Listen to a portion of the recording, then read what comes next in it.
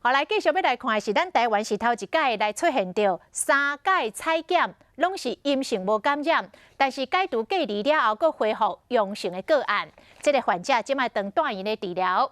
指挥中心的专家张尚存讲，这个患者的病毒量真低，应该无传染力。也毋过，感染科的医师讲，应该是病毒秘入其他的器官，无妨采检到。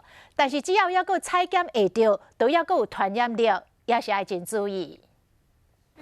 台湾相对世界各国解隔离标准一直拢较严格，爱3次采检拢阴性，才会当解隔离，就是避免复阳的状况发生，造成社区传染。不过指挥中心证实有一名确诊者采检3次阴性，解隔离了后，佫出现复阳的状况。回到家里以后，又觉得有一点胸口不太舒服的感觉，又到医院去。那到医院一去，就再帮他再次采检，结果发现非常非常弱的阳性。但是真正的阳性，敢佫有传染力？我们认为，只要 PCR 测得到呢，它就还是有传染性。病毒会躲在一个地方，然后在那个地方，它其实繁殖的比较慢。等到适当的情况，它再开始恢复繁殖。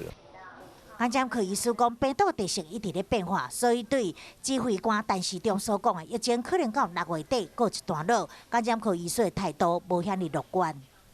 疫情会低调一段时间呢，就是会在低谷徘徊一段时间，等到秋冬再接受另外一波的考验。